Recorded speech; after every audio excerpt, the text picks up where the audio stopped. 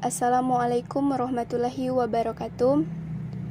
Saya Rahmawati Gobel dari kelas 1E Pendidikan Guru Sekolah Dasar Universitas Negeri Gorontalo.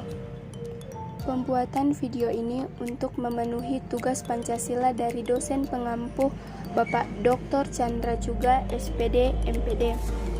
Di sini saya akan menjelaskan materi mengenai Pancasila dan nilai-nilai anti korupsi. Apa itu korupsi? Secara harfiah, korupsi berarti kebusukan, keburukan, kebejatan, ketidakjujuran, dapat disuap, tidak bermoral, dan penyimpangan dari kesucian. Menurut Kamus Umum Bahasa Indonesia, korupsi adalah perbuatan yang buruk, seperti penggelapan uang, penerimaan uang sogok, dan sebagainya. Faktor penyebab terjadinya perilaku korupsi ada dua, yaitu faktor internal dan faktor eksternal. Faktor internal merupakan faktor pendorong korupsi yang berasal dari dalam diri setiap individu.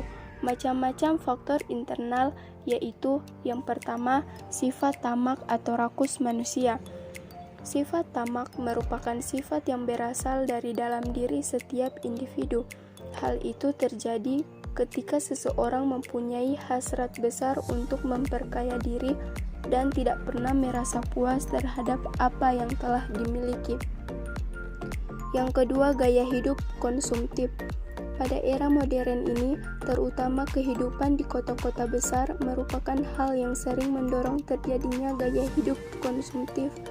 Yang ketiga, moral yang kurang kuat. Seseorang yang mempunyai moral lemah cenderung mudah untuk melakukan korupsi.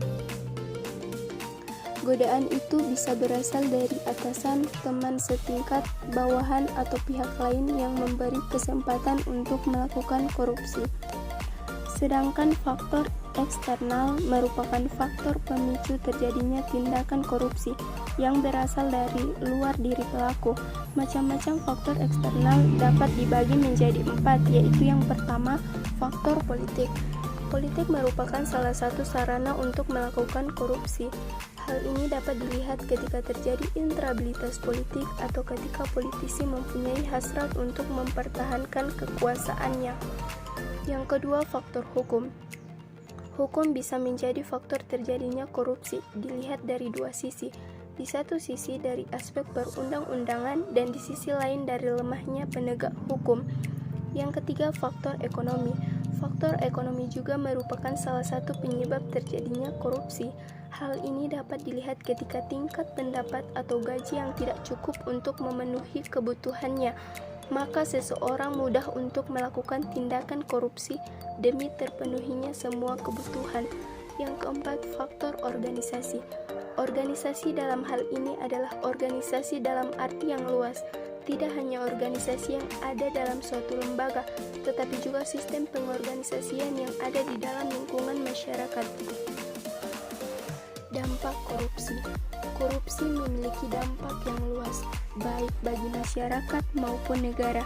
Dampak dan korupsi biasanya akan saling berkaitan antara satu bidang dengan bidang lainnya. Dampak dari korupsi antara lain yaitu dampak di bidang sosial, ekonomi, politik, birokrasi pemerintahan, lingkungan hidup, dan masih banyak lagi. Oleh karena itu, masyarakat Indonesia perlu melakukan penanaman nilai anti korupsi sejak dini, serta perlunya meningkatkan pengajaran di bidang moral. Pancasila adalah ideologi yang berarti dasar pemikiran. Pendahulu kita telah menanamkan 5 pesan yang penting untuk kita. Seharusnya jika kita memahami pesan dan maksud kenapa Pancasila menjadi ideologi negara kita, kita pun bisa menanamkannya di diri kita. Maka, bukan hal yang tidak mungkin Indonesia menjadi negara yang kuat dan disegani. Nilai dan prinsip anti korupsi. Nilai-nilai anti korupsi yang meliputi kejujuran, kepedulian, kemandirian, kedisiplinan, tanggung jawab, kerja keras, kesederhanaan, keberanian, dan keadilan. harus dimiliki oleh tiap-tiap individu untuk menghindari munculnya faktor internal sehingga korupsi tidak terjadi. Sementara itu, untuk mencegah faktor eksternal penyebab korupsi, selain harus memiliki nilai-nilai anti korupsi, setiap individu juga harus memahami dengan mendalam prinsip-prinsip anti korupsi yang meliputi 1. Akuntabilitas adalah kesesuaian antara aturan dan pelaksanaan kerja. Yang kedua, transparansi merupakan prinsip yang mengharuskan semua proses kebijakan dilakukan secara terbuka sehingga segala bentuk penyimpanan dapat diketahui oleh publik. Yang ketiga, prinsip fairness ditujukan untuk mencegah terjadinya manipulasi atau ketidakwajaran dalam penganggaran, baik dalam bentuk markup maupun ketidakwajaran lainnya. Yang keempat, kebijakan. Prinsip kebijakan adalah prinsip anti korupsi yang dimaksudkan agar mahasiswa dapat mengetahui dan memahami tentang kebijakan anti korupsi. Yang kelima, kontrol kebijakan adalah upaya agar kebijakan dibuat benar-benar efektif dan menghapus semua korupsi.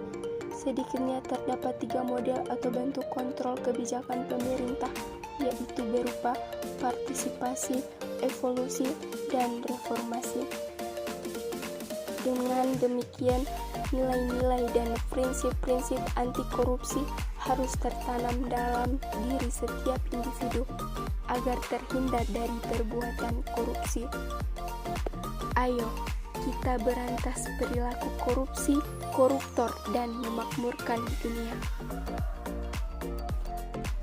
Sekian dari saya, apabila ada salah-salah kata, mohon dimaafkan. Wassalamualaikum warahmatullahi wabarakatuh.